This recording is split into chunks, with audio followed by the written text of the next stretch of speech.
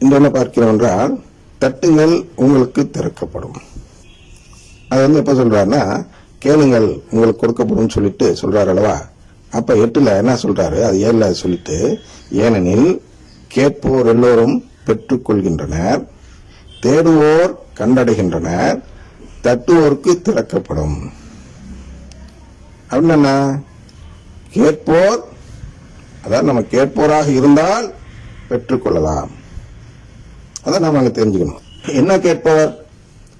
கடவுளின் உறவை கேட்பவராக இருந்தால் நாம் பெற்றுக்கொள்ளலாம். அப்ப கடவுளின் உறவை கேட்பது என்ன? கத்தோலிக்க திருச்சபை. அப்ப கத்தோலிக்க திருச்சபையில் நாம் இருந்தால் நாம் பெற்றுக்கொள்ளலாம். அப்ப கத்தோலிக்க திருச்சபையில் இருப்பவர்கள் யார்? அது அடுத்த பெரிய கேள்வி, $1,000,000 கொஸ்டின் அப்படின்னு சொல்லுவாங்க ஆங்கிலத்தில். யார் இந்த கத்தோலிக்கர்கள்? யாரெல்லாம் கத்தோலிக்கர்? அந்த குருத்துவ ஆடை அணிந்து, உடுப்பு என்று சொல்கிறோம் அல்லவா, அதை அணிந்து கொண்டவர்கள் எல்லாம் கத்தோலிக்கர்களா? இல்லை. ஆயர்கள் அந்த தொப்பின்னு சொல்றாங்க இல்லையா, அந்த அருள் இருதயம் ஃபாதர் என்று ஒருவர் இருந்தார் வேளாங்கண்ணியில். அவர் ஆயர்களுக்கு மரியாதை கொடுத்து அழைக்க மாட்டார். உண்மை நிகழ்ச்சி, அதனால வெளிப்படுத்தல. கிண்டலா அந்த தொப்பி அப்படிம்பார்.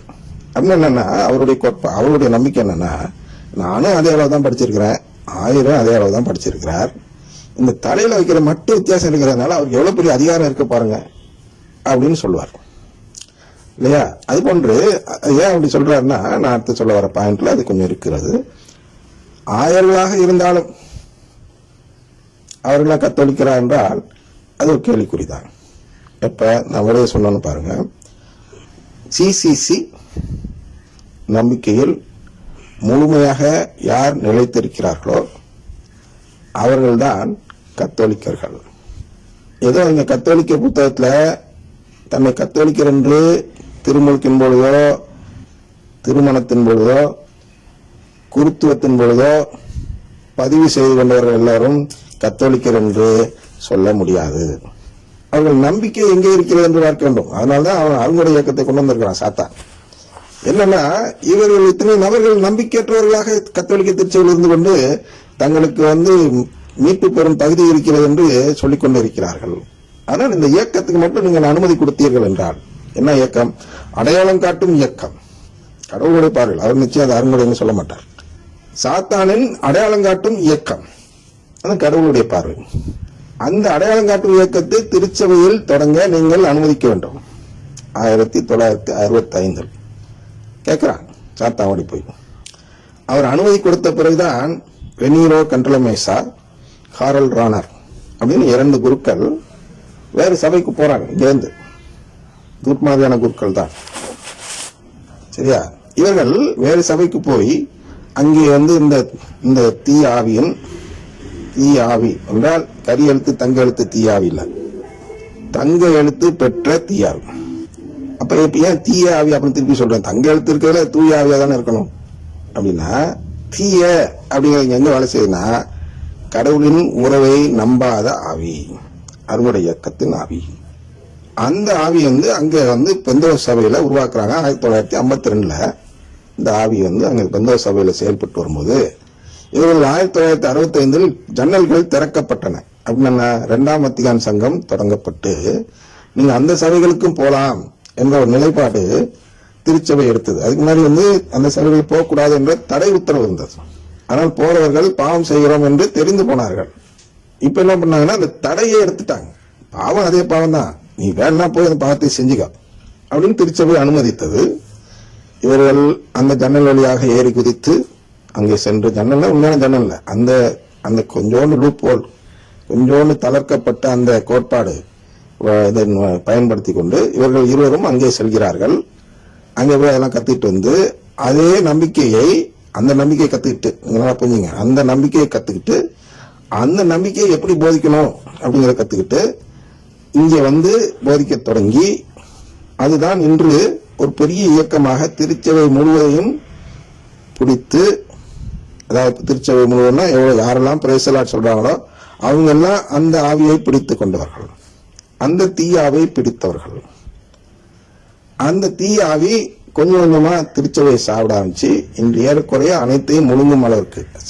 அதாவது மிரட்டுற அளவுக்கு நீ திருச்சி பிரேசலாட் சொல்லலைன்னா உன்னை உள்ளர விடமாட்டேன்னு பாதஸ் மிரட்டுற அளவுக்கு அந்த ஆவிக்கு இன்று ஆதிக்க நிலை கிடைத்து விட்டது, தீயாவிக்கு. அதான் பாத்திமா மாதா அளவா சொல்றாங்க அந்த வருஷத்தெல்லாம் சொல்லி, எந்த வருஷத்துலலாம் இது உள்ள நுழைஞ்சிட்டோ அந்த வருஷத்துல அவங்க மென்ஷன் பண்றாங்க. மென்ஷன் பண்ணி எச்சரிக்கை இருங்க, சாத்தான் உள்ளே நுழைகிறான். சாத்தான்னா உடனே நீங்க கொம்பு வச்ச சாத்தானு போகக்கூடாது. சாத்தான்னா இந்த நம்பிக்கை, சாத்தானின் நம்பிக்கை. இப்ப சாத்தானின் நம்பிக்கை என்ன? கடவுளின் உறவு இல்லை.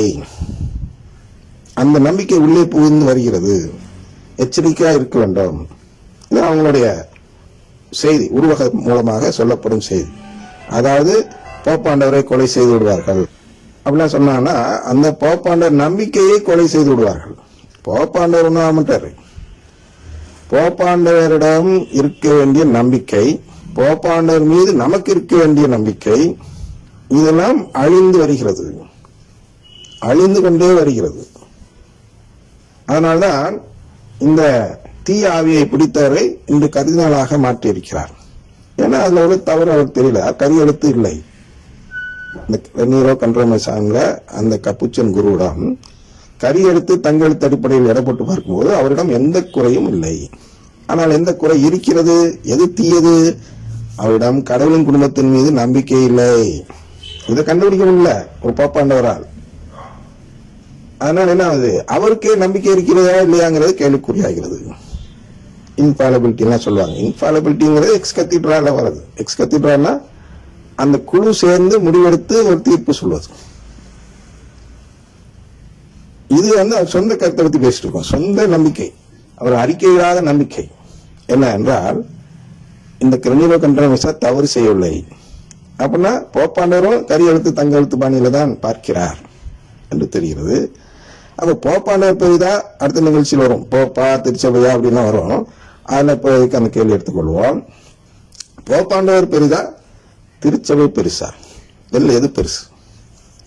இன்ஃபாலபிலிட்டிங்கிற ஒரு இதை வச்சுட்டு திருச்சபையில இனிமேல் நற்கருணை ஆண்டவரே இல்லை, கடவுள் குடும்பம் இல்லை, கத்தோலிக்க திருச்சபையும் இல்லை, எல்லாம் ஒரே சபையாக்கிறோம் அப்படின்னு இந்த இன்ஃபாலபிலிட்டிங்கிற ஒரு கோட்பாடை வைத்து போப்பாண்டவர் இதெல்லாம் செய்ய முடியுமா? யோசித்து பார்ப்போம். நாளை தொடர்வோம்.